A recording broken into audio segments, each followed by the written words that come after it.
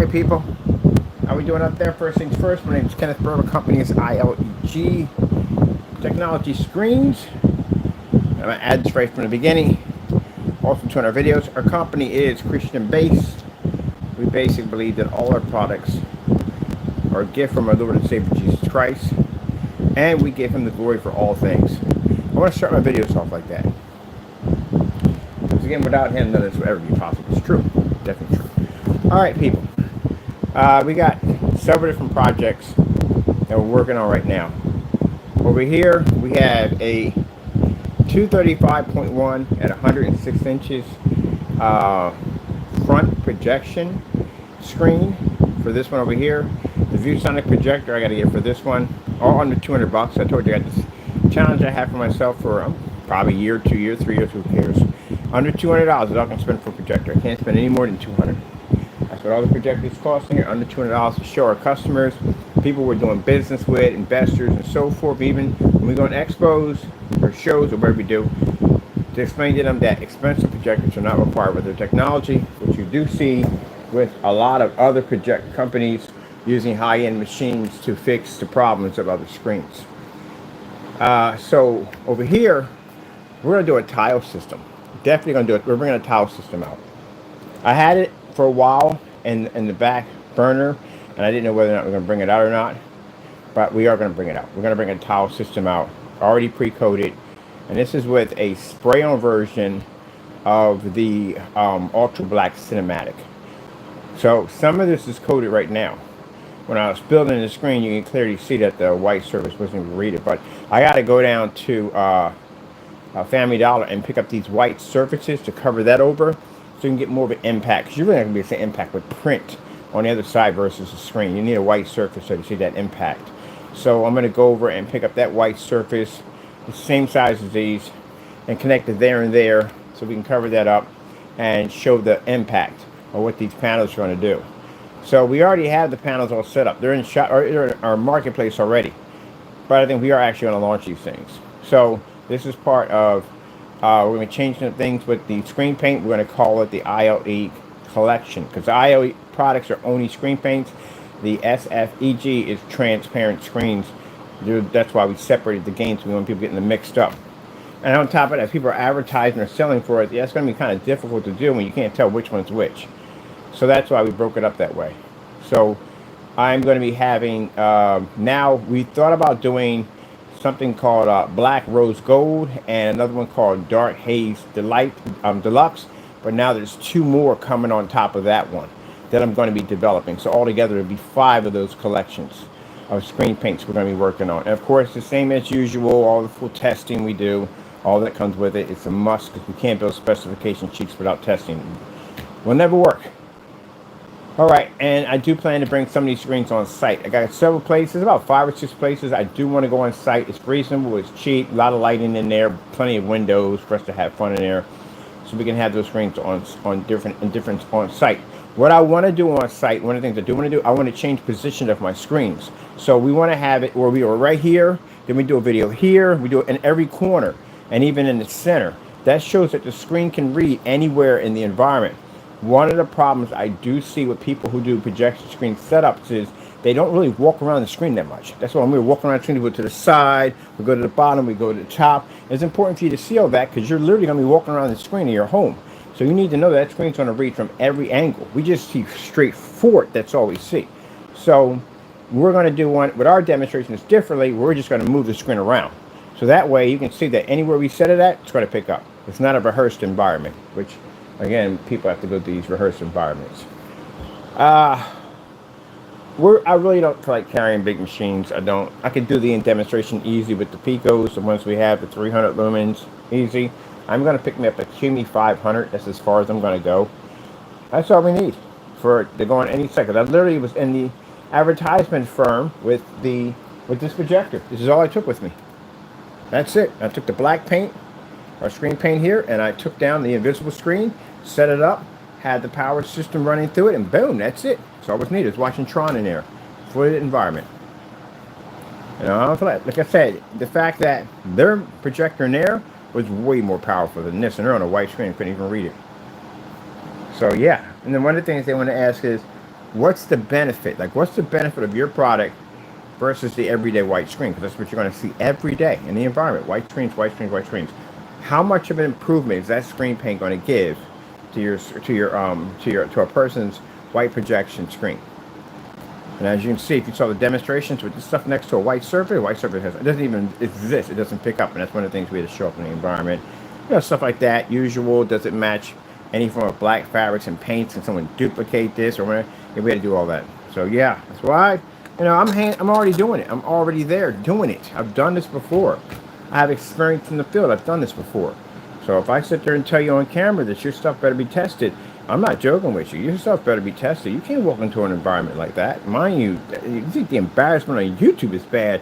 You're up close with these people. You're not on something you can turn the camera off or you could disconnect your internet. You're literally in face to face with these people. So your stuff's going to have to work. Or you're just going to have a hard time marketing and selling it. Anyone's going to have a hard time marketing and selling it. So yeah, we're building cardboard projection screens. Why do we go with cardboard?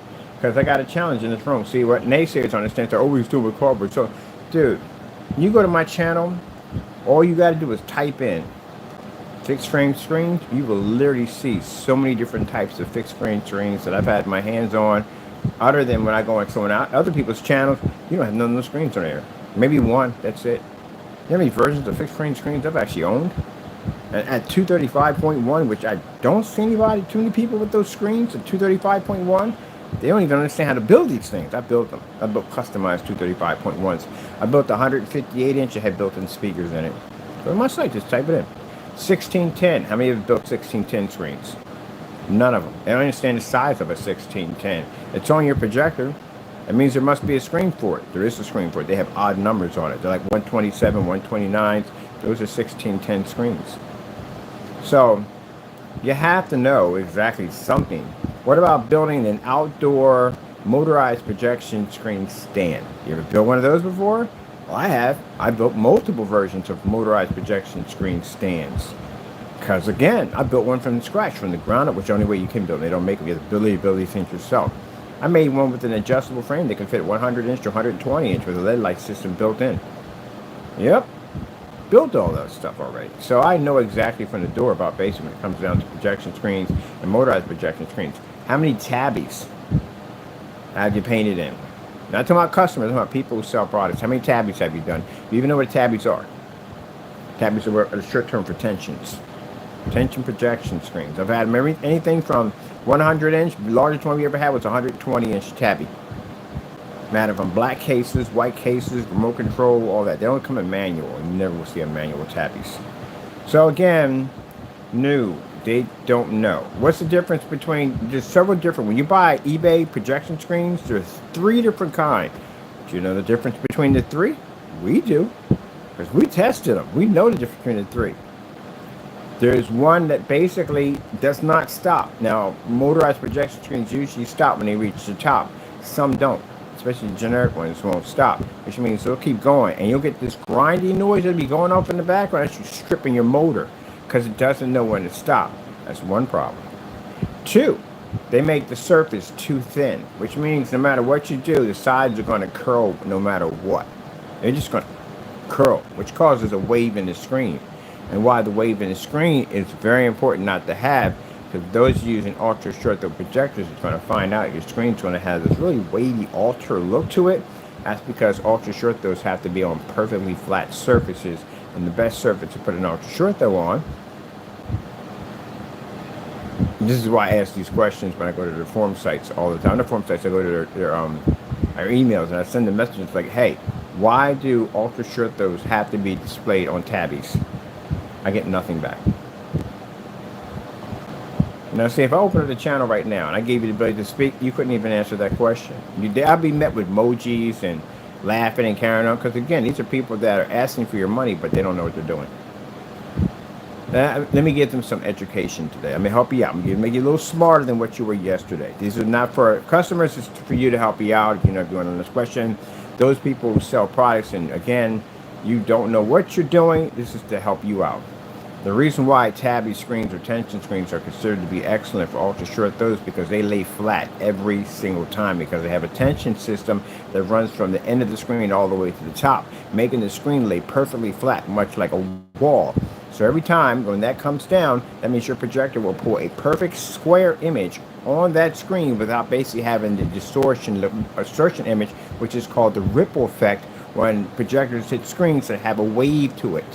And your image has a wave to it. That's where that's about at the end of the day. So that's why the second screen that I've been able to use, which is actually a cheaper screen, is the bars. So the bars at the bottom not only give a form of a weight to bring the screen down and a more of a smoother motion, but they also bring a little weight so the screen actually flattens out a little better. And I've seen some companies use very light bars, and that's very bad at the end of the day because, again, it's what causes the screen to ripple. There you go. And they should know this. You should have heard this from their videos, and you didn't, because when I watched videos of them basically painting in screens, they didn't explain any of that at all, period. They just painted over a motorized projection screen. So, okay, look, we can paint over a screen. Big deal. I can paint over any screen I want. Still got to explain it. There you go. Yep. Didn't tell you a lot of things today. No. All right. So, project. We are putting this thing together. I still got to go to my buddy's place and spray with the sprayer, so I got to be down there for that. We're building the arcade screen over here, which we have right over there. That thing is sick. I can't wait to finish working on that thing over there. We're going to be installing fans in there. Might as well put my fans in. I got to run an RGB system through there. Man, I had to figure out some crazy stuff on how to get that to work. So.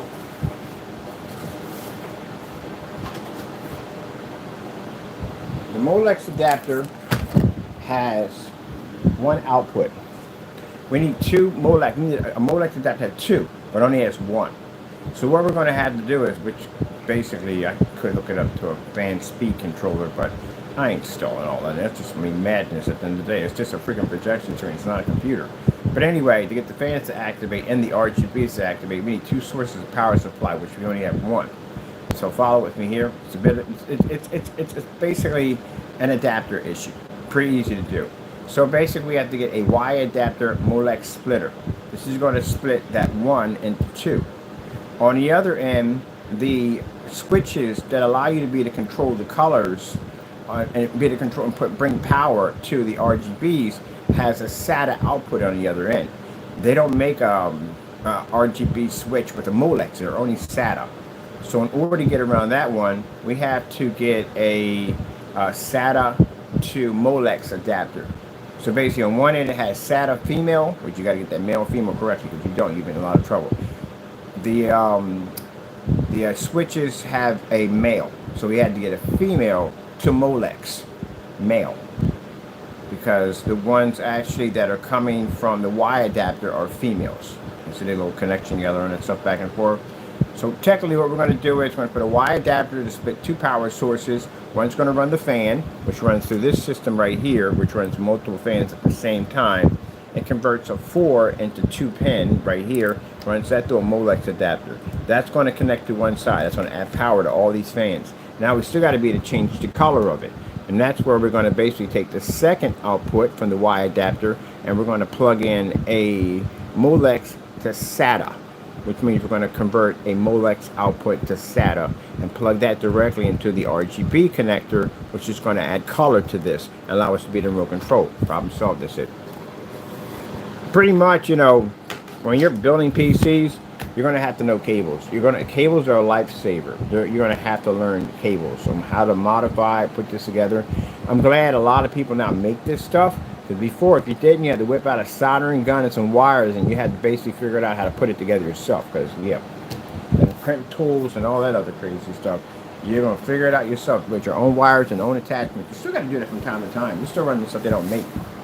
Ah, man, yeah, make this. Because I remember when they didn't make the Y adapters for the ATX power supplies. They didn't make them. You had to build those.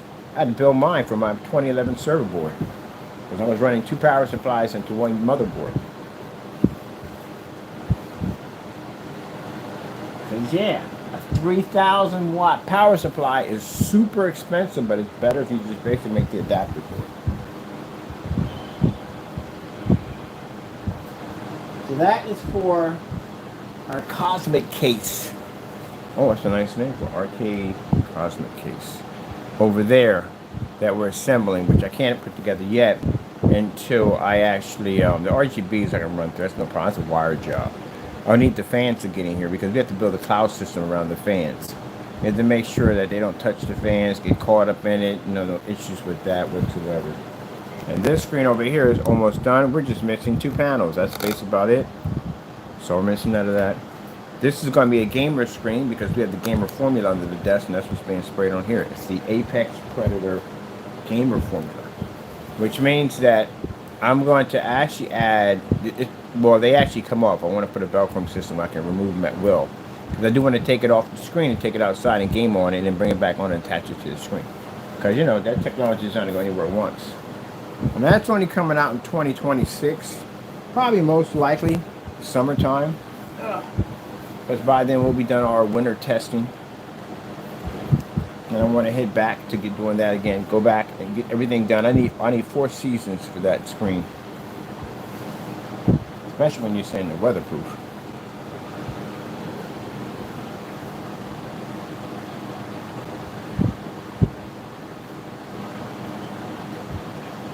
And I got to send a memo out to the advertising crew on basically the screen paint collection, our product line.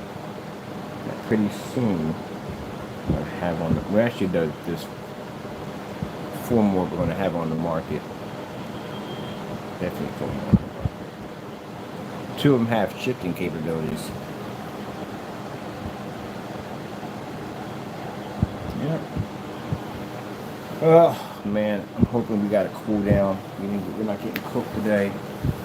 I know it's God's will any day, but I don't like getting cooked.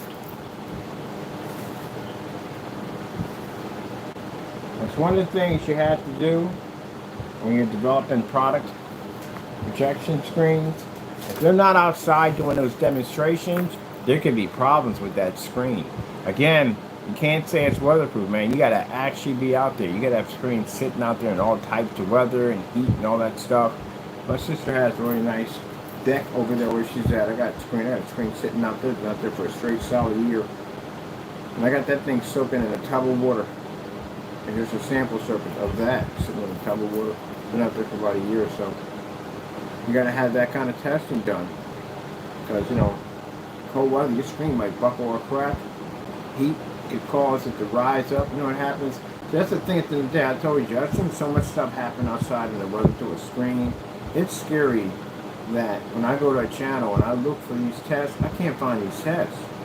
That's what's scary. Some of the screen's going to get literally messed up. You have any idea what happens if you paint a fixed frame screen? What happens to those things outside? Because I've done dozens of fixed frame screens outside. There's a lot of things that go wrong with fixed frame screens. It's a beautiful screen to have outside. It looks gorgeous outside. But there are problems that will come up in the screen. So let me explain a couple of them. Those for the customer to help you out, and those for people at the end of the day who think you know stuff, just to show you how much you don't know.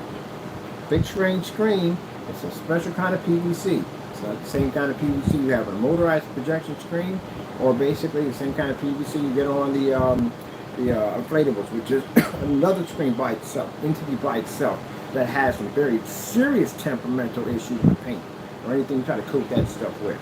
So let's stick at one topic at a time.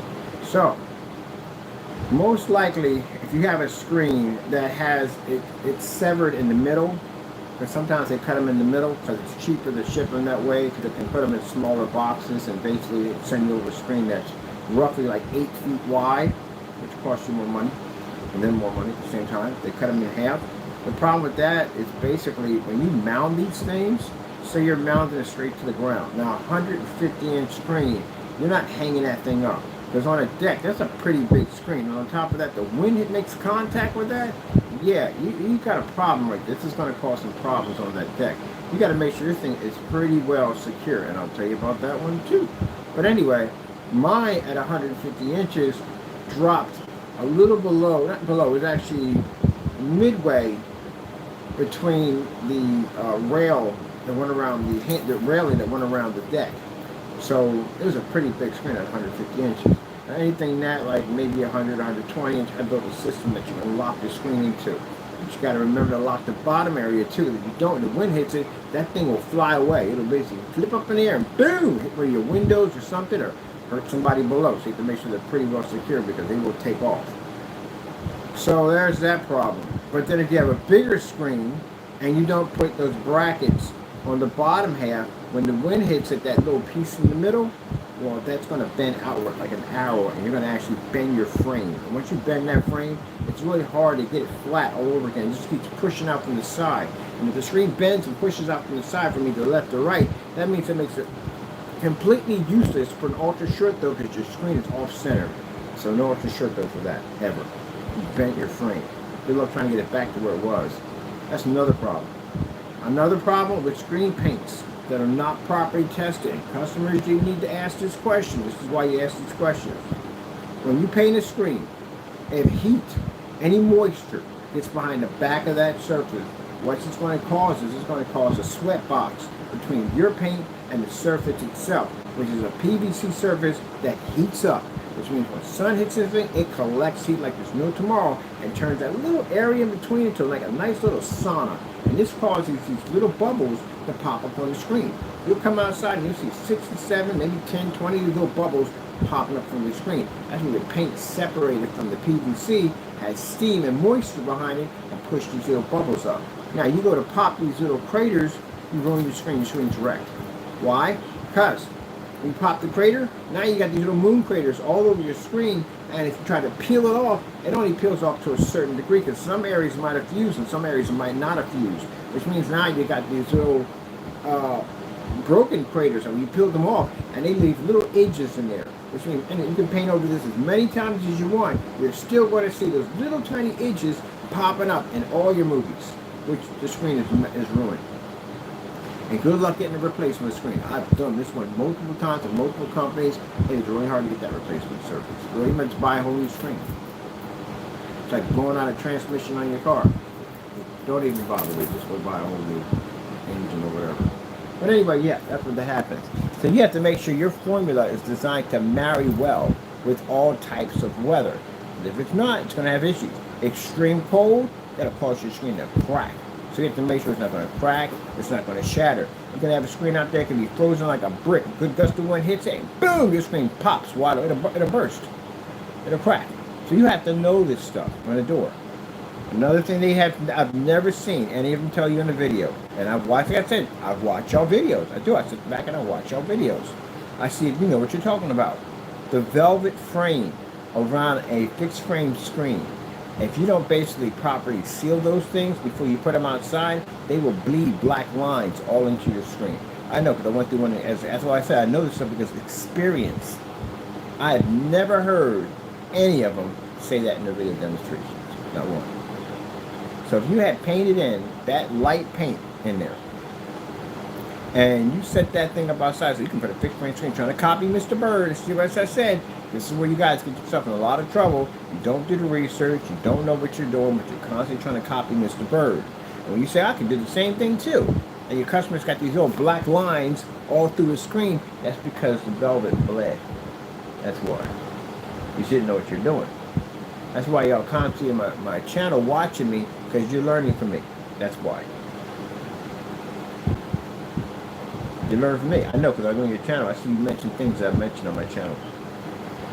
You copy everything I do, literally. But yet you're professionals in the field. Okay, whatever. Anyway, so yeah, that's what that comes down to. That you can't put them outside. That's why they said fixed frame screens can't go outside. Yes, it can. I saw dozens of fixed frame screens outside. The edgeless outside. Dozens of fixed frame screens outside. You have to know how to make the formula correctly, so it marries with the surface. They both have the ability to breathe. That's what the problem is. One's breathing, one's not. So if you notice that in the house I was at in Haventown, there's a big window behind the screen. Do you have any idea how much heat made impact with that screen every single day? The sun rolls on that side. If you notice in the center of my screen, you need to see one bubble pop up. Because you gotta know what you're doing.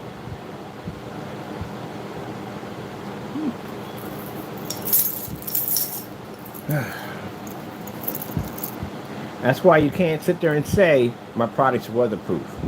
Just because the paint that you use says at the end of the day that it's weatherproof, and that's what you do, you're using weatherproof paint, and you're saying to yourself it's weatherproof. It doesn't work that way. It's weatherproof paint if you don't add anything into it. Once you add a new element to it, it changes and alters the weatherproof capabilities, which now makes it no longer weatherproof. And if you add anything in there, it will alter and change that formula. Like if you make a cake, you put salt in it instead of sugar. What happens? Is it a cake anymore? No, it's not a cake. It's not sweet. It has salt in it, which means you alter and change the ability of that product to do what it was designed to do because you changed the ingredients by adding in salt instead of sugar.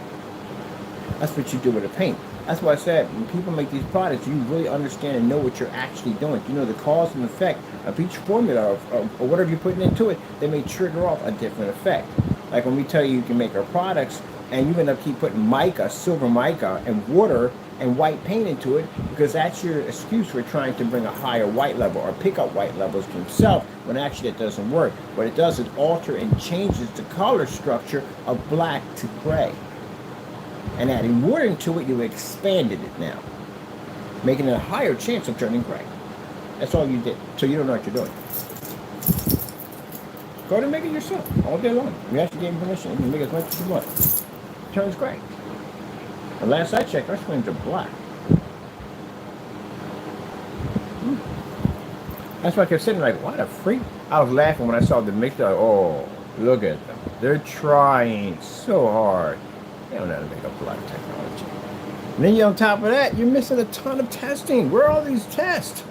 Where are the tests at? Where are all these tests? Nothing on there at all, period. No tests. That's why if anybody decides to take your company to court, you're screwed. You don't even know your own stuff at the end of the day. I can ask you basic, simple questions, and you wouldn't be to answer me back because you don't know what you're doing. Okay. Well, anyway, that's that.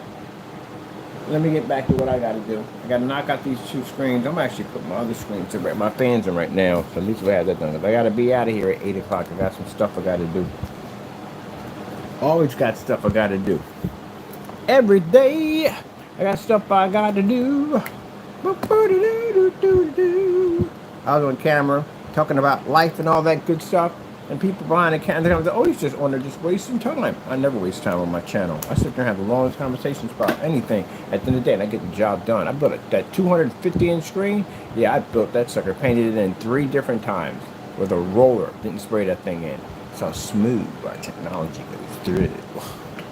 Yeah, anytime you see me on camera talking and chatting and having a good time at the end of the day, I'm always setting something up like, bam, we're doing this right now. Out of nowhere, you can just see us just change the scene and just do something completely different, because that's what we do. Oh, I'm in a rehearsed environment? Nix that nonsense. We don't need it. All technology goes anywhere it wants to go. Stuck inside. You want to be outside in the sun with your screen? Now you can go outside in the sun because we conquer the sun. God gave us the ability to conquer sunlight.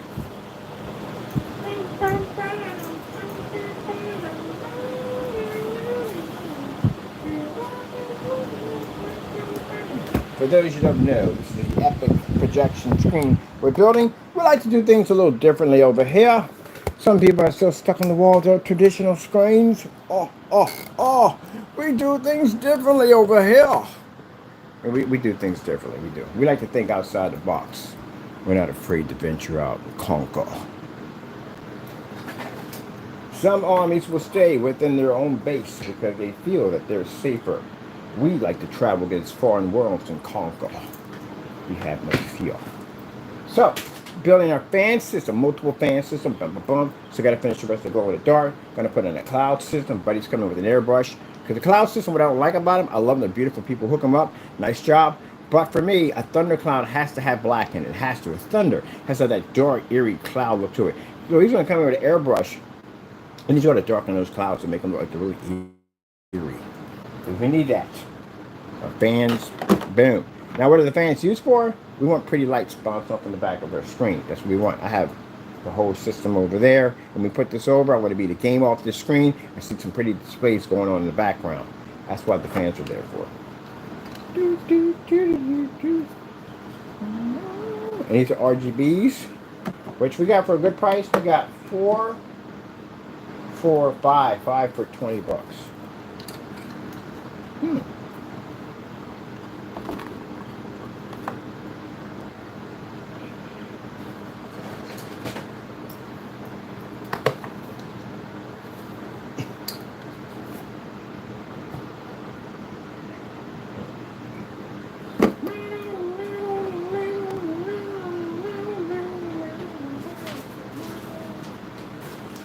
Ugh, good work, people. Good work. I got a problem with it. We do this all the time, so we're used to it. This is going to be the most craziest gaming screen ever. Oh, yeah, it's going to be built in RetroPie, by the way. So, one of these panels on one side, I got to cut out. Oh, that's what we need the fifth fan for. I need a fan where the RetroPie is going to be at. So, one of these sections not here. I'm going to put that in. We're going to need that in here. Probably most likely, I'm going to put it here. I want the fan.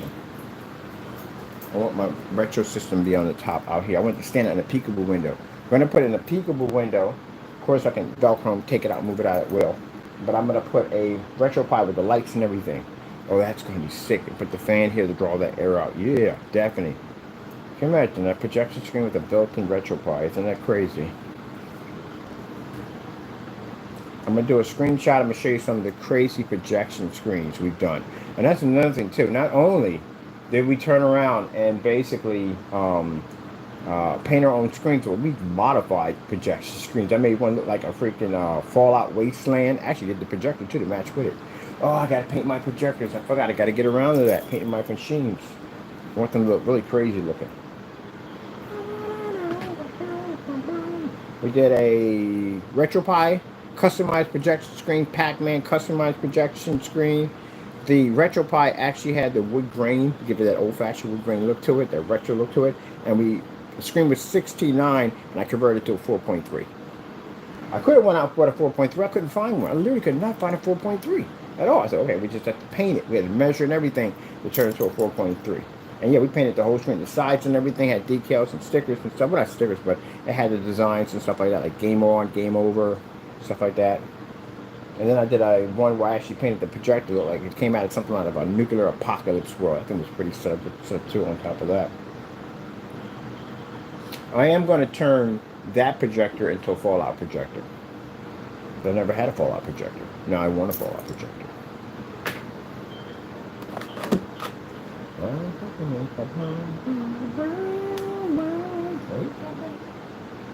Let's say Captain Fish Sticks.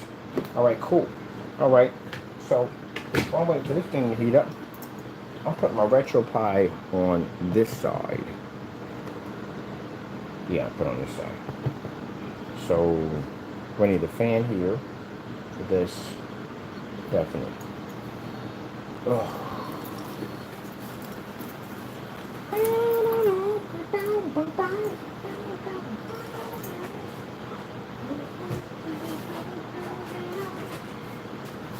Alright, come on. Stuff moves this side. Oh.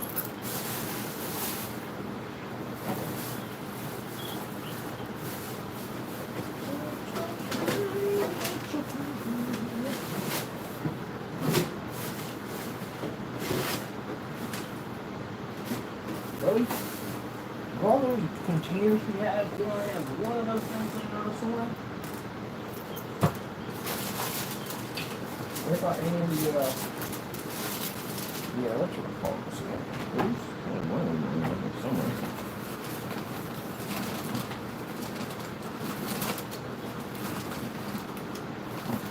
They got liquid cooling system for retro system. I'm thinking about just wiring the fan and cooling system at the same time. That'd be sick if we run a liquid cooling system on the RetroPie inside the case. That'd be sick.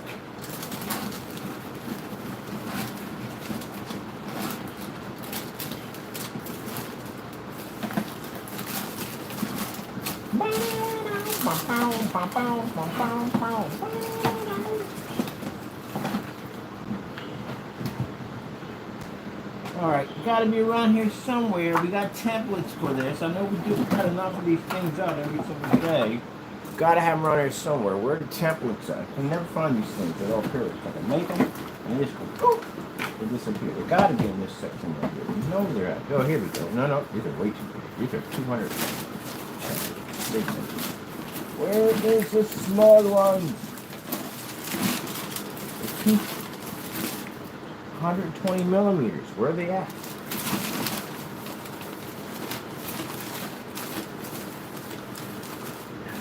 Don't want something, fine. Want something, can't find it. Oh man, I tell you, what the heck? Like seriously, if I don't want these things, they pop up. They're here. If I need them, I can't find them. I already made several sets of these things. I gotta get myself a great big huge art box. Throw all my stuff in there. That way I can find everything that I need in the art box. Which I should have, and I don't have. Backwards and why I don't have it. Alright, Bird. Gotta find these. We got them here. I know we got them here. I just saw them. I already saw the temps for the 235.1s that were in here. So they're definitely in here. They probably mixed it with papers or something in here. This is why I gotta clean up my drawer. This is definitely clean things out. Oh, mother fig twigs. Really? Now watch, on the day I'm not even looking for them to pop up. They'll be all over the place.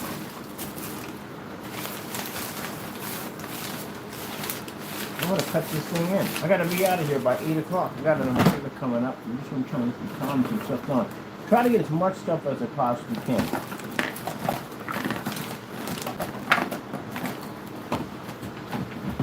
Mother George, where do we put our stuff at when we get literally buried? How do we do those templates? We had 6 of these things laying around. 6 of them. And I know I saw them. I just saw them a couple of days ago. And lose them. By the way, a roll of tape is exactly the same size as a 180 millimeter fan. So you know that. Cutting holes out, that's exactly the same size. Oh, Mother Georgia toast. I hate this stuff, man.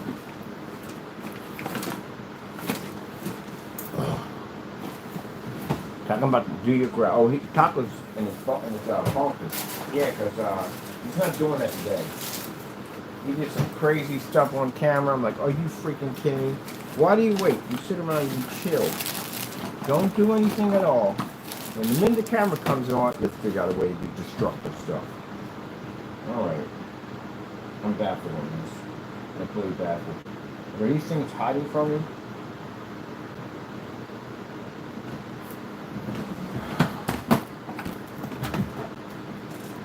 I want to throw one in the back.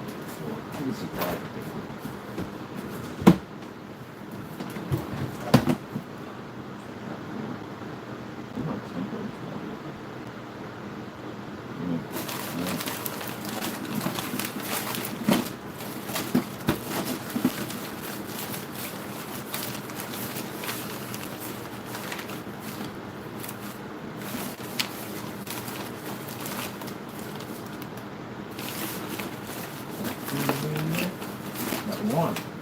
So what the freak did I pick up yesterday? Because I know I saw some plates for the 240 liquid cooling systems.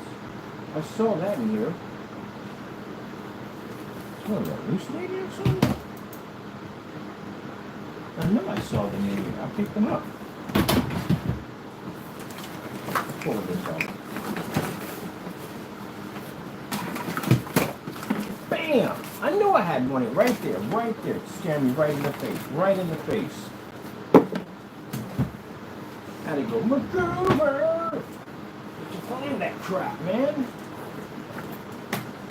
Now, I'm taping that one underneath my desk so I know exactly where it's at.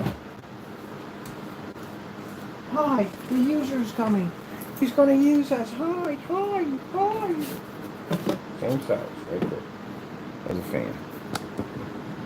Same size. Exact same size. Hi, the user's coming.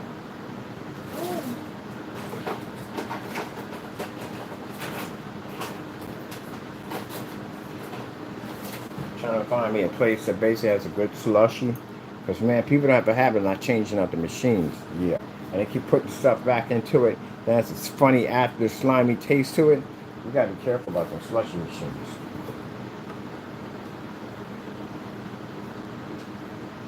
Okay, peekaboo window's going here. The fan system's going here. Inside. So.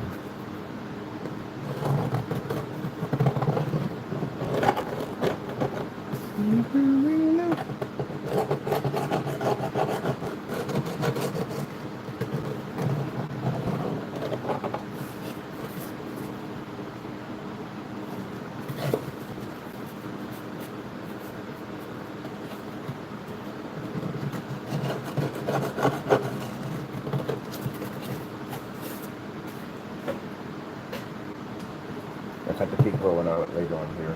So. Alright, we got some heat with this baby. We're working. That way you just didn't want to budge at one point.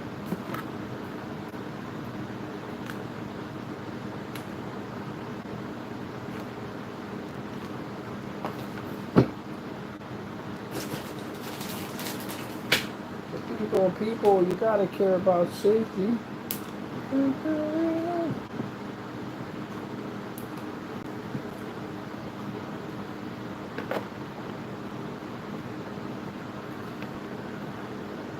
So there gonna be characters in here? Of course. I got the whole Smash Brothers collection coming in. Little tiny characters, Pac-Man, all that stuff. All these little retro figures in here. I'm even gonna have a couple of them looking like they're looking through the glass, staring right back at you. So this is gonna be a thing for us. I actually have several I'm gonna build. A whole different world behind a projection screen using our technology. We're gonna do I definitely do a zombie one. Definitely do a zombie. I'm a big fan of World War Z. Definitely gotta do me a zombie. I'm gonna do all the lights in red. You can build sceneries back here, anything you want. It means you get a chance to see the display of all your beautiful colors of your screen, but also your setup, but also to this little crazy world in there while you're gaming off the screen. It's a whole nother different way of gaming and doing something different.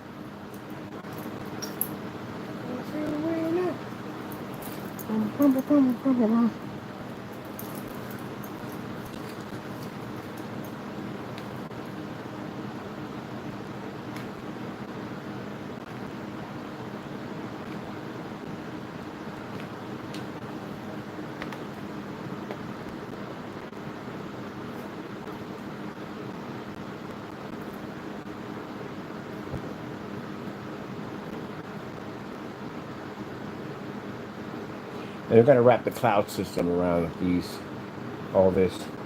I have the cloud system wrapped around it.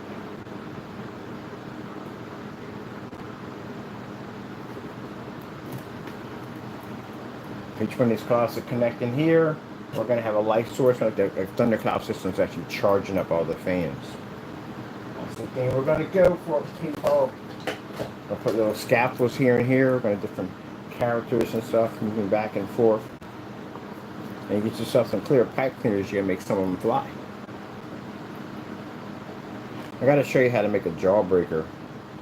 A piece of candy out of using a freaking ping pong ball.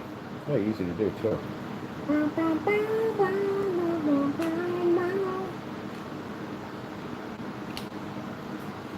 New subscribers, welcome.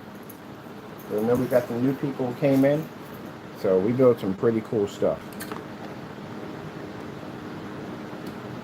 We have our fair share of haters, of people who don't like us, but I mean, we're always doing something different. Always try to do something different every day. But even the haters come here and watch what we do. They try to question what we do. You can't question something at the end of the day that you don't know much about. That's why you're in here learning. That's for the haters at the end of the day. Stop coming full glass. That's why you don't learn nothing in life. Always full glass. I don't care how much you know. You can be the most highest scholar on the face of the planet. You cannot come full glass. You can learn something from the most humblest, smallest person that didn't go to school, whatever. You can learn something from them. Stop coming full glass all the time. Humble yourself. Bum, bum, bum, bum, bum. We started building stuff out of cardboard. Oh, you can't build PCs out of cardboard. Come on, man. Don't embarrass yourself that way. who builds PCs? Who soaks PCs on the vegetable oil? They were doing PCs on the vegetable before I started. That's how I found out about it. 'Cause I saw somebody do it. I was like, oh, shoot. I didn't sit there and go, well, you can't do that. No, I said, I'm definitely doing that. That seems pretty cool. And I bought the whole array of PCs underwater. Sorry, under vegetable oil. Even an Xbox 360, I ran under vegetable oil, which pretty much lasts a very long time. Actually, much longer than the mods I did that had fans in them. That's how you learn new stuff at the end of the day. Like my cat post over here for my cat is actually better than the one I purchased. Much better. And I don't know what the heck that straw stuff is, because man, that stuff basically had my allergies going off.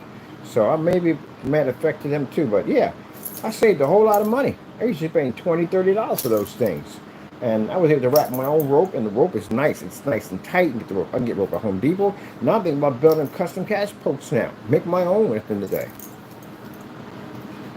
That's why it pays to do it yourself. Learn and do it yourself. Never tell yourself you can't do this and can't do that. Go out and see what you can do. You'd be surprised what you learn. You know who knows a lot of stuff? Single mothers. Single mothers know a lot of stuff. You know why? Because they have to do it themselves. That's why. You bump into a single mother, especially someone who's used to doing the repairs and everything around her place, they know a lot of stuff. Yep. Because they had to do it themselves. That's why they know. Some women prefer to be self-sufficient, to learn it themselves. Ain't nothing wrong with that. You can swing a hammer, work a power saw, all that stuff. You learn how to do all that stuff. Hey, more power to you. You can learn it. It ain't that hard. Don't be intimidated by power tools. Never be intimidated by the power tool. You are the power that controls the power tool. You'll be surprised. Next you know, you start off with one screwdriver. Then you'll get a pack of screwdrivers because you have different selection what you want. You have one hammer and you have two hammers. You have an electric hammer.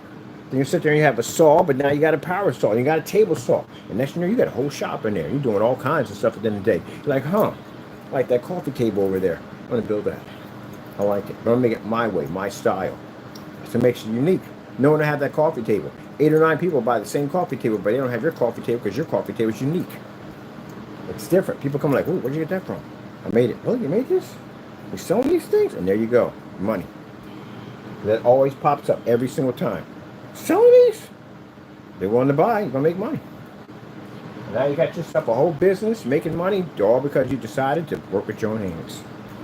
That's why I said today, if you go out and you buy a jacket, there's a difference between a handmade jacket and a jacket that's manufactured. A manufactured jacket is considered to be, it's okay. But a handmade one is far more expensive. So you can make each one of those jackets. You make jackets by handmade, none of those jackets will be the same. Because they're different. Every single one of them comes out different. Which makes them extremely rare and very unique. That's why handmade costs more money. But remind you, that was a skill that was what it was before factories came into play. Everything was made handmade. I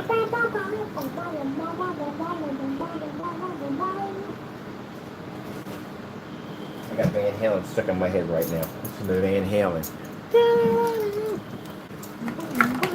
Don't be surprised if some of the mashup music has Van Halen in it.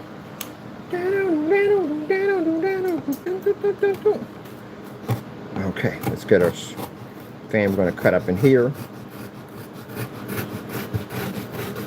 See how sharp this blade is? Yeah, I sharpen it. Keep my blade so nice and sharp. Always do. Because I got to work with these things. I can't stand a dull blade. It drives me nuts. Yeah, I got to sharpen it. Hey, Frankie. What are you doing today? Pinky in the brain. Oh, we got to do a Pinky in the brain piece. Not PC. Projection case. Let me see. I'm going to get the angle just right. I don't want to basically...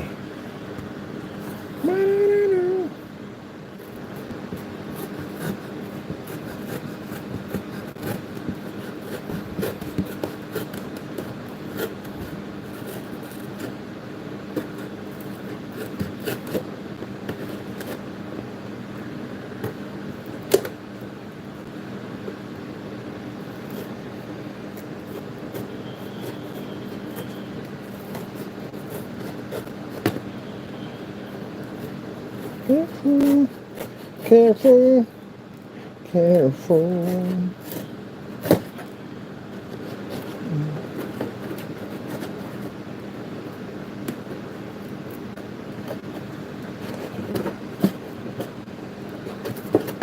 Come on.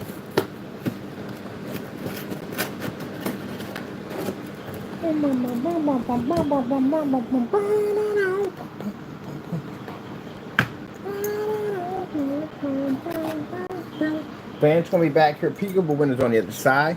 Yes. Hey, bird. So the retro system, we're gonna hook it up this way. Where's my fan at? I got to shake their fan around here, right?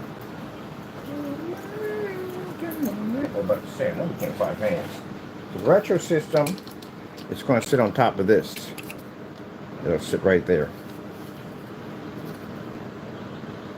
Because when you build, we got to open up on this side. We're going to put our system here, like a filter there, that the retro pie is going to fit right there.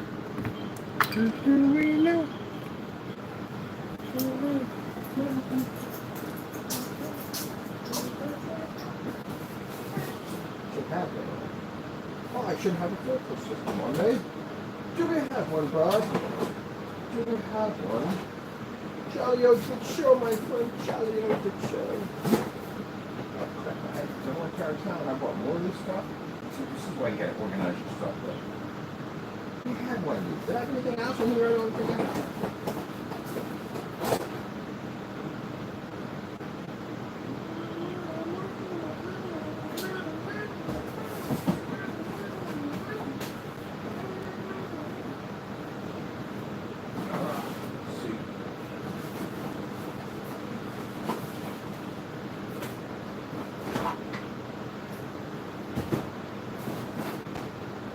Oh, that'll work.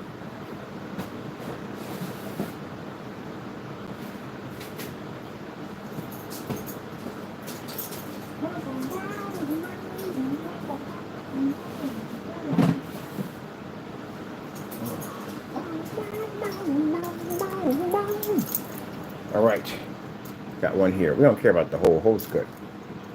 We need something to put this thing on. Right here, this way. So it's going to fit here. Wait, so that's going to base here. This is going to go here. On here, this is how we're doing it. Yeah, that's how we're going to do it. Because the fans, the whole system's going to fit back here. We need a platform to put it on. This is going to be the platform it's going to fit on.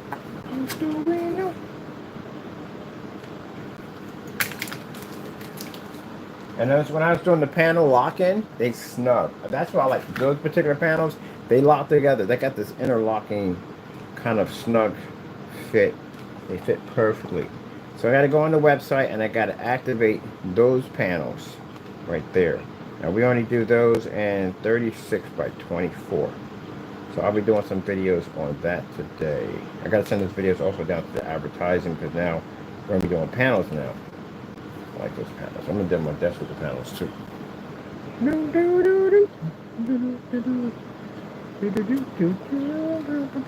Ouch.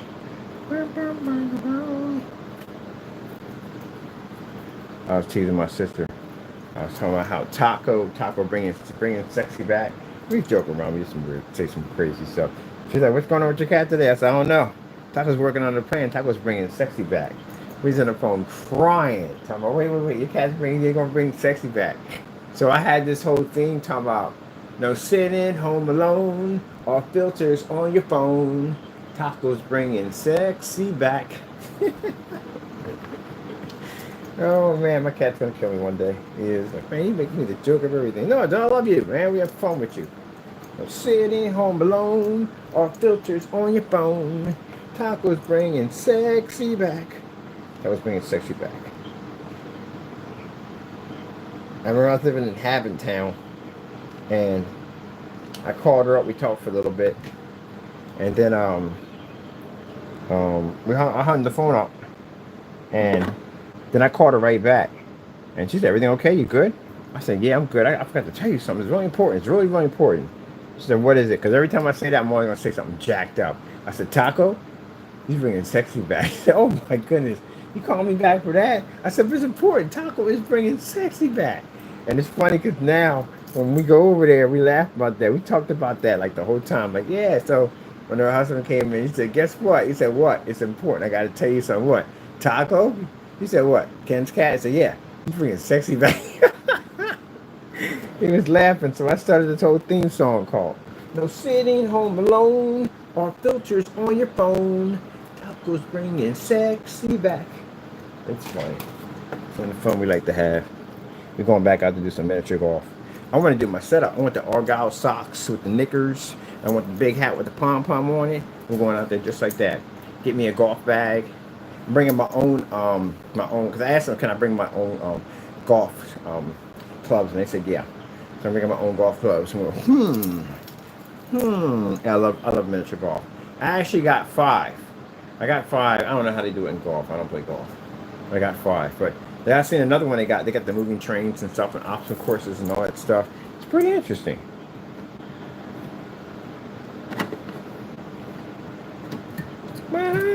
So we spin this and make sure it's not clicking anything. All right. Now we got our system here that's going to pull air out of here. Retro pile being on the other side. It has a base to land on. Base. Hello, can you go? That's right. What a brother knows. All right, so that's set up right there. Now we switch over to the other side. Ooh, it's just looking crazy, isn't it? Yes, it is. It's looking absolutely, I do dare say delicious. Absolutely delicious. I can just eat it up. I can just eat it. It's so delicious. So delicious. So delicious. Glue. I went in the wrong place. Anyway. We're still finishing our splatter design of array of arts here. It looks absolutely scrumptious. All this glows in the dark, by the way. So we're not done with the glow in the dark job. We got 6 different coatings to put in that glow. Then I got this really concentrated, high glow stuff, man. It doesn't look like a freaking bacon when you turn this thing on.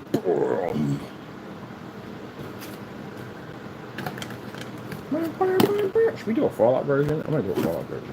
I like Fallout. I'm definitely doing it Wednesday. Wednesday is going to be sick. It's going to be a haunted house in the background. It's going to flash a little bit. It's going to be Adam Sam. It's going to be pretty cool. We're doing one of those too. Like the hand at the top sitting up here. So basically these are projection screens. That's what they are. It's like a kind of visual effect. If you ever saw the projection screen that had the flex system sitting on, you have people dancing and we can make screen and fire and all that stuff. Yeah. We can also turn these into PC cases. If I choose I want to convert it to a case, I can do that. That's really easy to do. Basic, simple. Very easy to do. But anyway, yeah.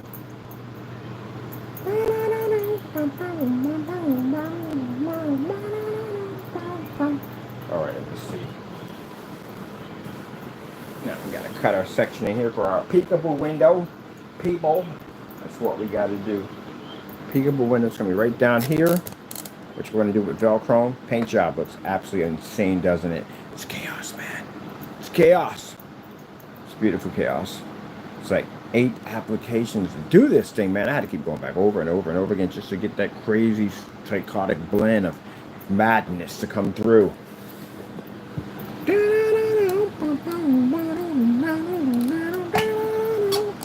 That's right, baby. That's right. Gotta get into the madness of it all. Please bring it to life. I'm gonna sign my name on the side of these babies too in gold. Kenneth Bird. So I like to call this. I have no idea what I call this. That multiple paint job, that splatter effect, relay over and over and over again, just to get those colors to just push through. And we use paper. That's what the brush we use. Is a paper, crumbled up paper. We do the whole paint job. Well, not that we use crumbled up paper and some brushes and handkerchief and some other stuff we use. Just random stuff. I like to watch people who paint with weird objects. I think it's pretty cool. I just grab anything and just paint. One guy uses branches. That's actually not a bad idea when you're just trying to make a tree with branches. Use actual branches. That's freaking crazy. Cuts a bush and has little branches and just do. That's a pretty genius idea. That's why I love the art community. Art community, I love you. That's right. All right, let me see. What are we doing here, Jack? Because right now you got me a little confused. Let me see. You import these things? Oh, do we have ports for these? We have ports on them, right? We have ports on the other one. Have ports, right? We have ports for these. I'll put ports in there.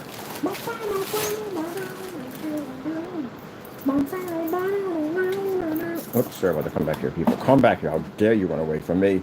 How dare you?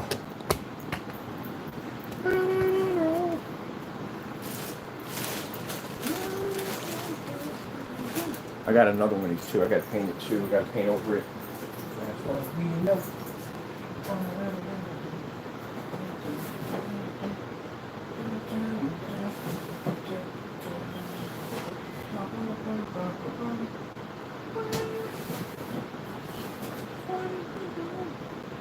Alright, I know I got another one here somewhere.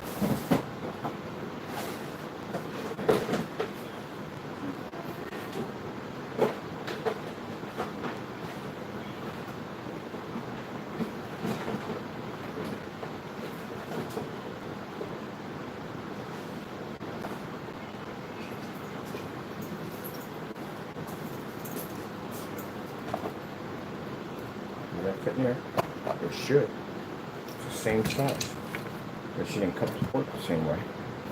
Or expand it. Looks like it expanded a little bit.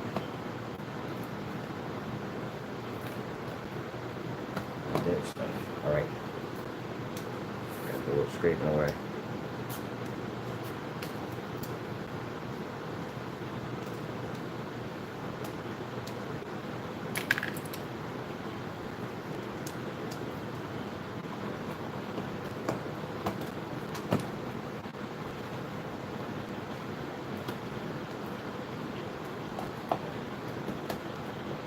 Come on, baby.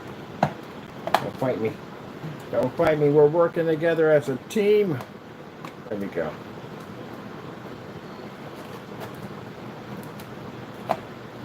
Pucker up a little bit. Let me see.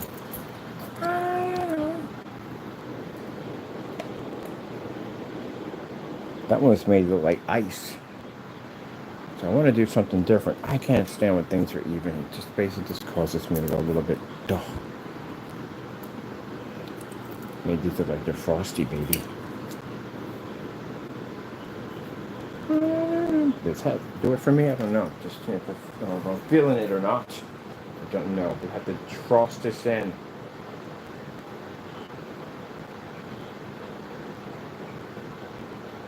Alright, this part has to be changed out.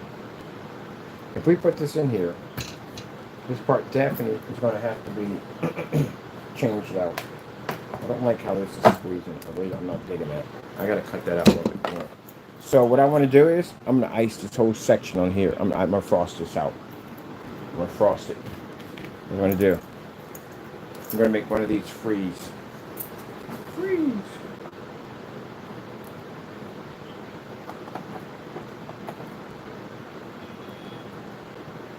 I put a lot of paint on this thing. This thing is actually really stiff.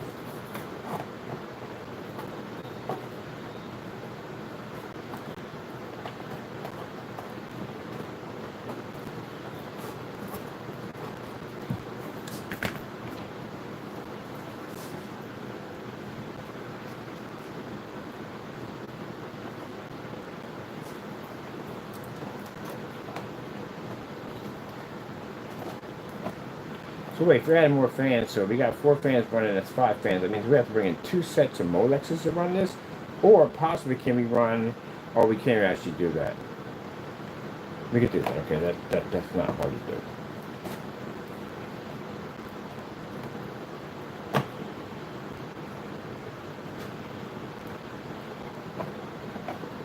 And this is not going to fit here. Then can we frost this around? Because I don't want that to, I don't want to push that in and it makes the box buckle in. That'll take away from the box. Caulking, I can come around here and I can frost this out nicely. So I can frost it on this side to have this frozen. And on this side, I can frost it on here. Because that will look pretty hot. Yeah.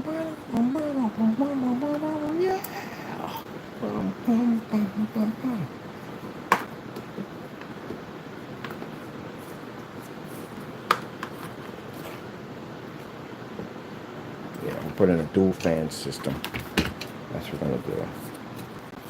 Dual fan system. That's on the side of that, right? Yeah, it's on the side of that. Okay. That's what we're going to do. We're going to frost this one. We're going to turn this one into ice. It's going to be a bit of some glow-in-the-dark ice.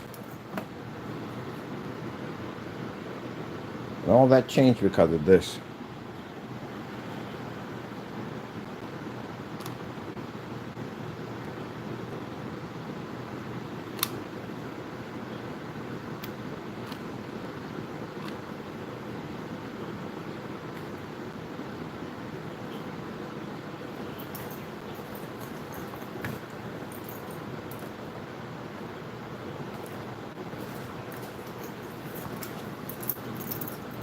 So we're going to do that job today. We're going to go over, we're going to pick up some caulking. Come on, really, seriously? Pick up some caulking and ice this section here and ice it down.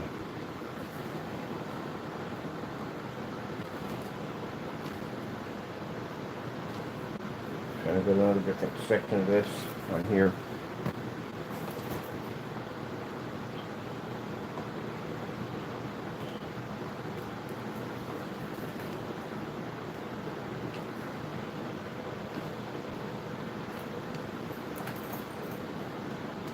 The RGBs, we can change the color we want to blue, which should be pretty cool. And then we're going to basically add in, well, we got white in here somewhere.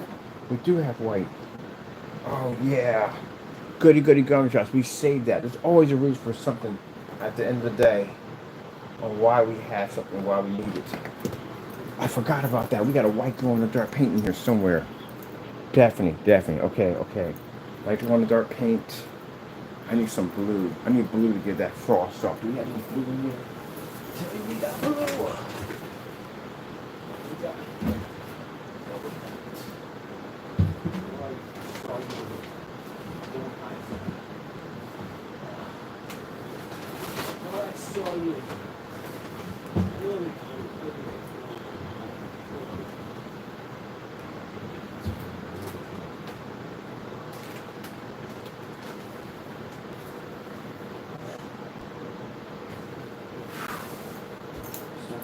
Dude, I swear. Let's see what we got here. Oh, we got some good blue. Look at that. We got good blue. This is the blue I made for the ice for the PC. That's fantastic. It actually matches that right there. All right, you got another paint job coming in we want to do. We can't do this now because I got some stuff we got to do. But I got to go out and I got to get caulking. We need caulking because we got to ice all this down. Ice a little bit here and here. Spill it out a little bit. I'm definitely going to spill that paint into that ice. That's what we're going to do. All that started from that right there. That triggered all that off. Then we got these fans right here that glow. We're going to color these in. This is a nice ice, nice frosty ice to it. I'm going to show you how to make some really cool ice. 3-ply application ice. Which means we're going to have to run, this is going to get complicated now. The wiring system, we're going to run one set of, I'm going to have to bring an adapter unit for this to plug up more stuff. Because we're going to run more fans into this. So, because all of this started from here. So basically, this RGB has to be separate from the rest of them. Its light system has to be a different control. They need to come up in a different color blue, like a white blue, whatever kind of blend for this one. And these can come up in color. This one definitely has to be different. So we have to put a separate port and power system to this one, which means I'm probably going to build me a system for 2 Molex adapter system and basically plug that into maybe a fan port controller. Fan port controller can give me up to 8 switches. Yes! See how fast it went insane that quick? That quick. That's how the insanity comes, baby. That's how the insanity comes. We're actually being a wrestling match. That's what it feels like. We're about to come to wrestling match. We're talking to so yeah, baby. That's where the insanity comes from, baby. That's where the insanity comes from. Just when you think you gotta figure it out, man, it just comes down just like that. And all you can do is just accept it and flow with it. Freaking love this. Naysayers don't like my energy. They can't stand my energy. They can't stand my energy. Hate it. But guess what? Don't care. I do what I do because I love what I do. And I love showing off what I can do. And you know what directs me to do all this stuff? Guess who? My Lord and Savior, Jesus Christ. He's the one who teaches me all this stuff. He talks to me the entire time when I put these builds together. He's actually talking to me. Tell me we're gonna put this together. I literally see all this. As I'm telling you stuff, I can see all this in my head. I can see it all coming together. Everything, I can see it in my head. He showed me the blueprints. He's the master builder.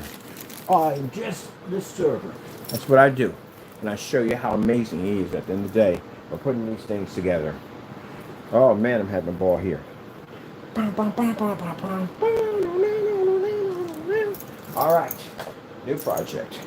I'm gonna ice this baby. Yes. Gonna frost this sucker down. So we need caulking. We definitely need that. We need caulking to build some rigid ice, and we definitely need a clear caulking for that.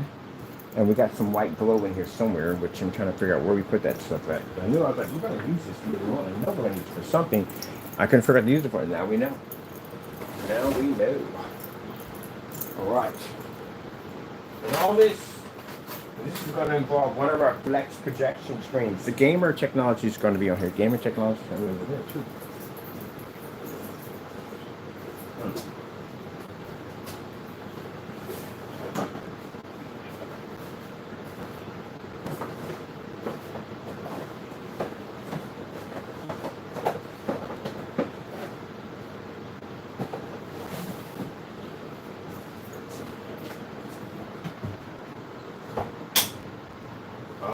Yes. Doctor. Bum bum bum bum bum bum bum bum bum bum bum bum bum bum bum bum bum. Yeah. All right, people. What do we got for time here? I gotta giddy up. I got things to do today. I got an appointment with an appointment. 8:19. Good. All right. To be continued. Come back in. We're gonna ice this sucker down. Turn it to ice. I gotta stop over at Family Dollar and pick up the stuff I need for that. Should we put a gauge? We got that gauge. We're not doing anything with it. So we might do some gauges and some piping up here too while we're at it, right? Let me put you guys over here for a minute. Let's go put some scraps. I need a pipe system.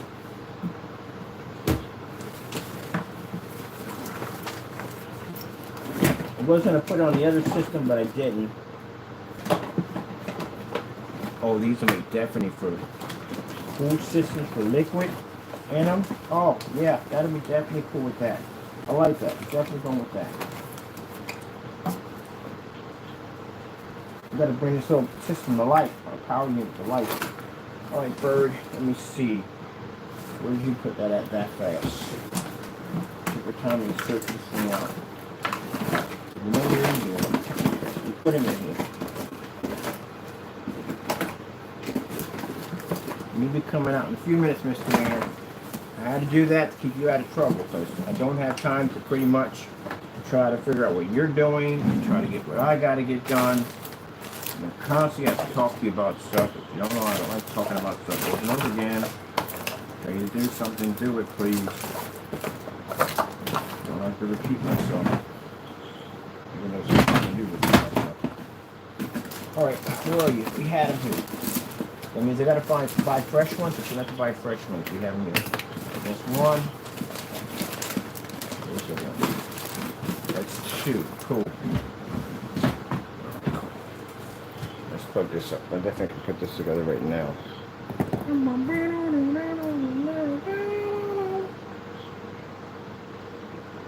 Alright, let me see.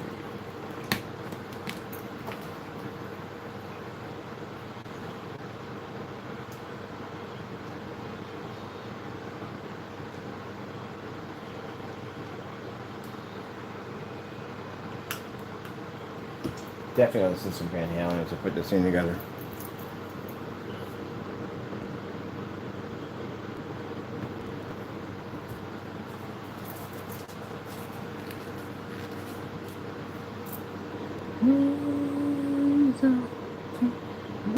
I want to put it here and here, but let's put this look. This is glued in here pretty good. There we go. That's better.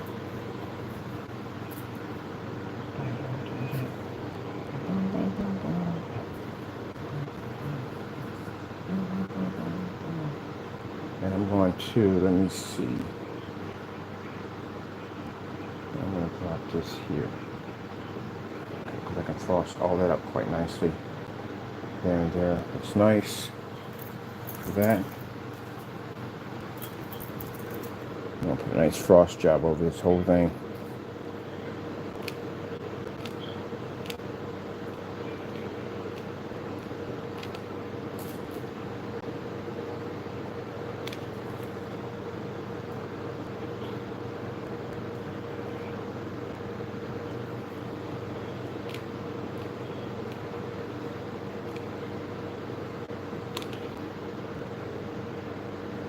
I'll tell you something. California had 2 earthquakes back to back to back.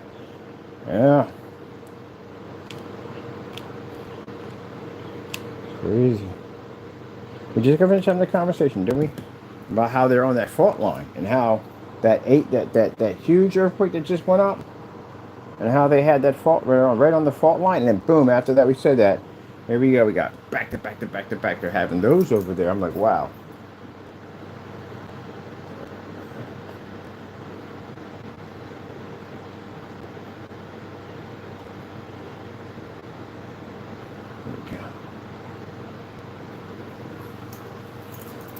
Pipe in there. Make sure it's nice and straight.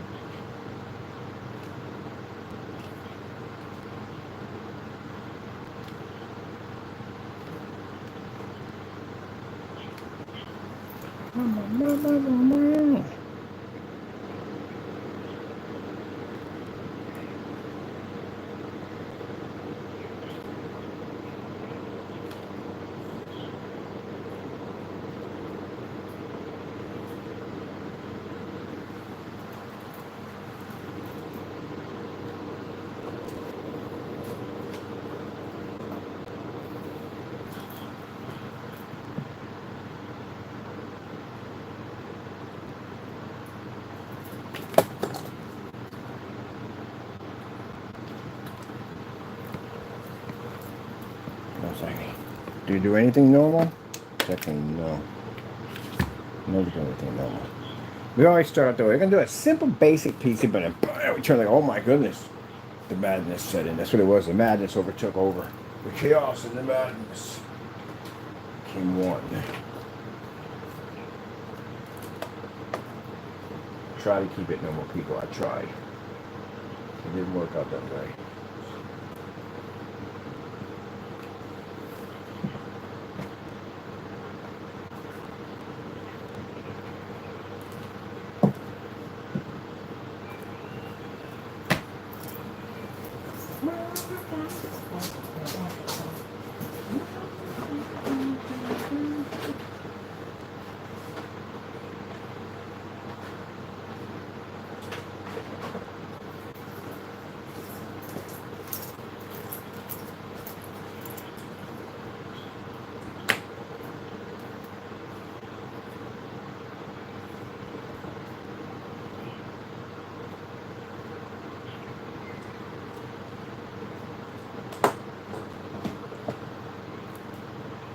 Now for wire management, we're going to drop our small little 2 ports in, drop wires in here and here, throw our own port, channel stuff in and out.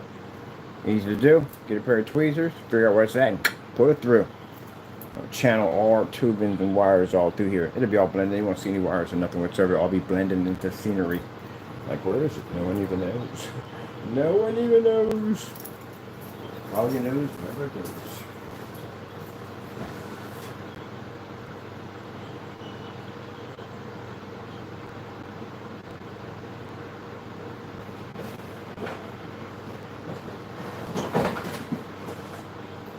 Right there, he speaks in riddles. Do I really speak in riddles? I don't think I do.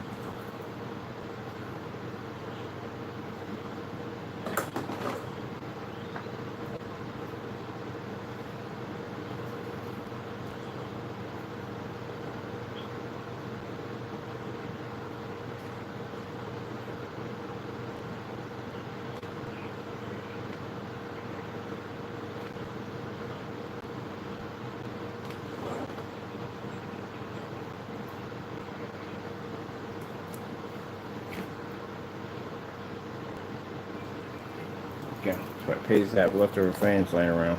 So we're gonna make that all glow in the dark with this. I'm gonna spill all the paint so it pours all around here. Have some of it dripping down here.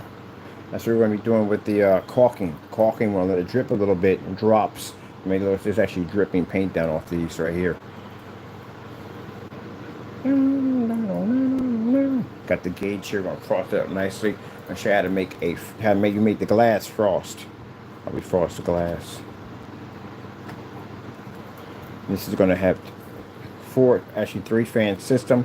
One at the bottom because these actually bring out that cold white light, and one here at the top. Look at that. The fit is perfect. Look at that. The fit is perfect. See how God directs your hand where He wants it to go. Perfect. I put it right there. I dropped that meter right there, just perfectly for it to fit right there. That's right. God, no joke. It shows you how to put it all together, people. It shows you how to put it all together. Come together right now.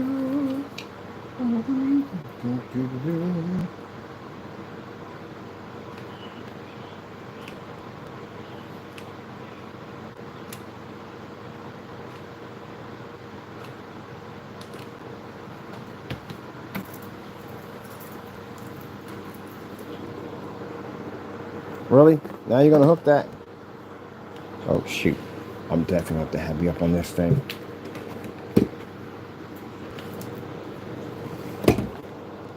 What's happening? I don't want to hit the fans. Are we in there? No, over are we? Make sure his fans can't be clicking.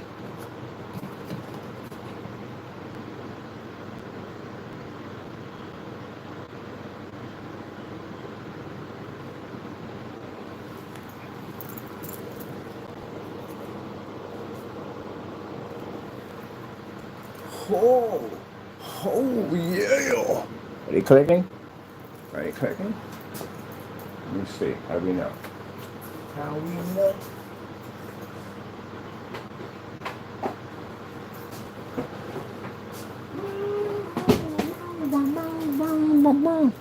Oh, where's the adapter for this thing? Oh. Yeah. Listen, I haven't got the Van Halen in my head.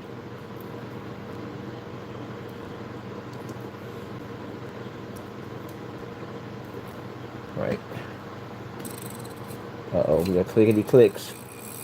We got clickety clicks in there. So the clickety clicks come in there. What are you hitting? You're hitting something.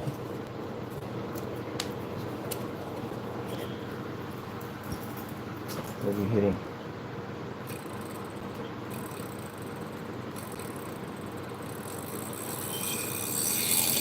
Yep.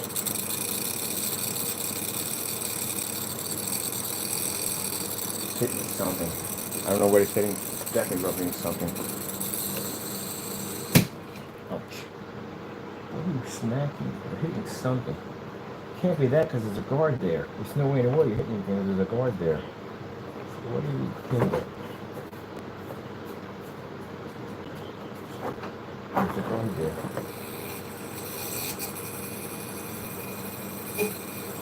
Alright, the problem is I'm not figuring exactly what is it smacking because there's actually a guard there. There's no way in the world for it to hit anything. Let's see, what are you hitting?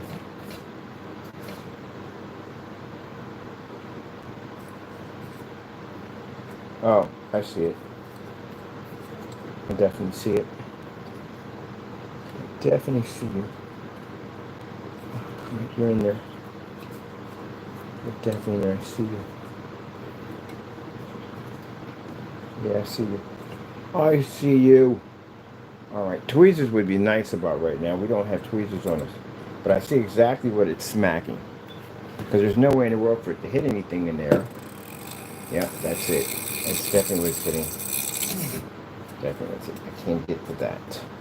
Oh, it was on the other side. Yeah, we gotta have tweezers to get to that page at the end of the day. Not gonna reach that from here. But at least we know where it's at. Wait, hold on. Can I get you from here?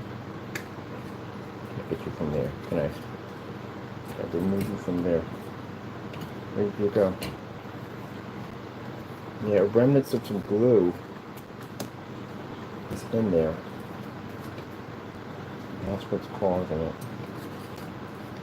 Making noise. Let me see something.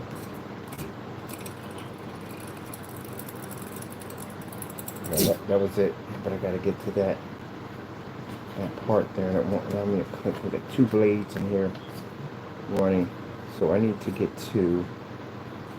under this fan here. Oh, tweezers would be just perfect about right now. I'm running. I got my fans going through 2 sets of blades. One going one way, one going the other way. Just gotta get the sucker down here. There you go. Gotcha, bud. Yeah, that's what it was. Little piece about that small that's causing all that noise. Then there's no way it would hit the cage from here, blocks that one. There's no way in the world. So that's going to give it a nice little light. Oh shoot, sorry about that. It's going to give it a nice little light underneath here for that nice blend. And then having this one light up, this is going to go the opposite way.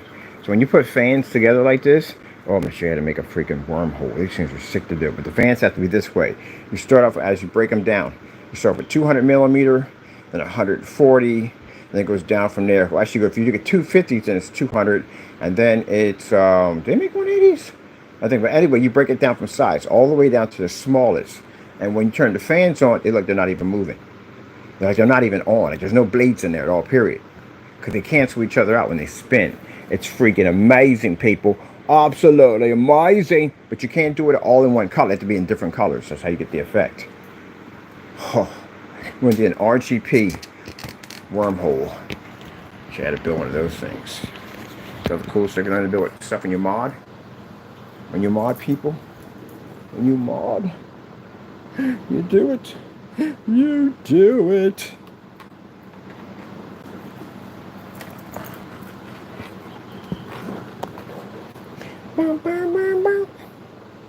Let me see.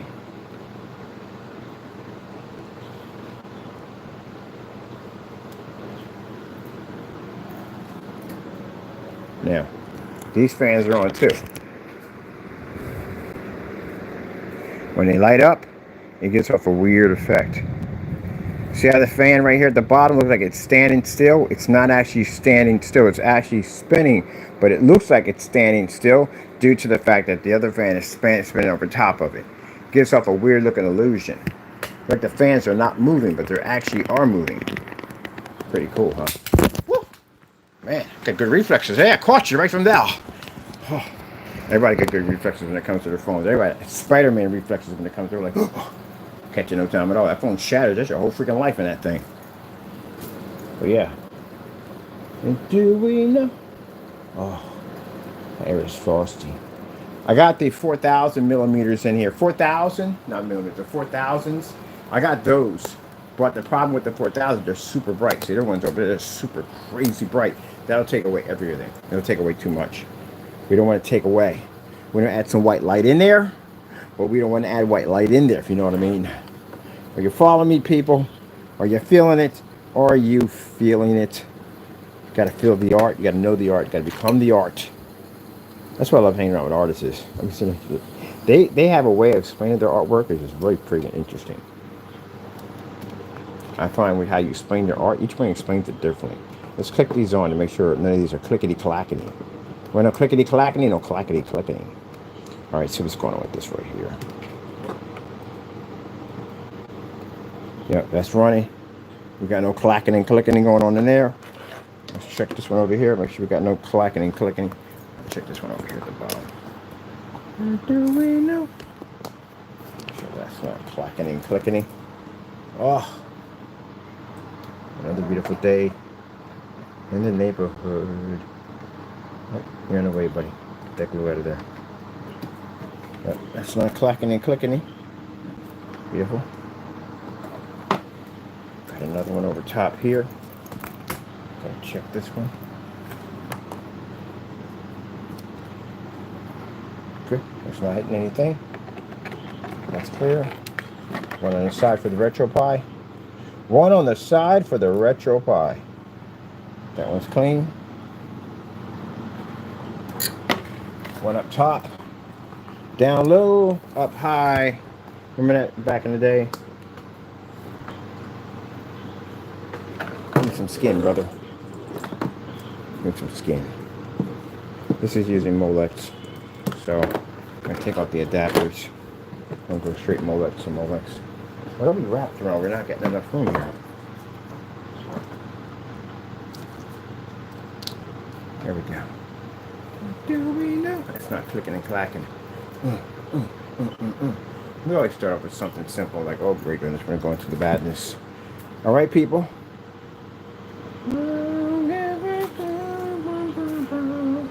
Now this little tube right here, we're going to get a bunch of these. I got 3 of these, I think, in here. We're going to tilt these on the side. We're going to put down a little tiny there so it's antifreeze on them. And we're going to connect it into one of these pipes over here to make it look like there's antifreeze pumping through these pipes. We're going to put a little food color in here with a little bit of glow in here so it basically pops. See? She had to make all kinds of stuff. Cool stuff in the day. Anything you can modification think of, you can't buy it, you build it. That's how you learn all that stuff. That's why I said, people, at the end of the day, any day of the week, I would rather be living in an old busted barn that I had to learn to build with my own hands than live in some luxury home. Any day of the week. I have to learn all that myself, man. That's the fun part at the end of the day. That's why people couldn't understand the concept of the garage. The garage was a beautiful thing. The fact that I had nothing in there and I had to learn how to make it livable. That's what I like. For the naysayers at the end of the day who tease and joke about that, in my world you're considered to be soft like ice cream sitting out in the sun. You can't survive because you were used to the, what do you call, the luxuries of life. If the grid ever collapses, you're the first one to go. I'll be around for quite a while. Because I basically make sure I have the ability to survive anywhere I go. And that's what I love about having a rundown, beat down barn. Everybody sees it differently. Most people walk in there can't work with their hands. They see it as a piece of trash, junk, whatever it is. It's condemned. A person that can work with their hands, he sees a palace. That's the difference between us and them. There you go. I like to build with my own hands. Rarely I like to buy something. If I could make my own sneakers, I could. Someone was actually crocheting sneakers. That's a freaking hot idea. I'm getting a pair, by the way. I'm gonna rock a pair for the winter. Some crochet Nikes. And I'm pretty sure they asked for that permission. They did. Because Nike's on board with something like that. That's hot. Like, wait, you make crochet sneakers? Really? Really? Yeah. Crochet sneakers. Which means they get a percentage of that. Yeah, I would too. And someone figured out a way to do something crazy on one of my screens. Like, really? Y'all integrated into that? Really? All right, get them a contract. Yep. All right, people, we got to be out of here. I got things to do. I got plenty of paint here to get this done. Yes, we got plenty of paint to knock that out. We're going to make this look like insane. I'm going to get some pictures of before and after on this. Do a little slideshow on this. All right, I got to giddy up. I got to go. I got things to do. Hope you enjoy the time we have here. I'm going to sing this songbird. Might as well. I'm so glad we had this time together. Do do do do do do do do do do do do do do do do do do. And I quit my day job. Do do do do do do do do. All right, people. Hope you enjoyed the show. Had a great time with you. At the end of the day, we love you all. Even naysayers, we love you too. Drive safely on the way home. Don't forget to tip your waiter and waitress on the way out. Gotta go. And of course, we're going to say this either way.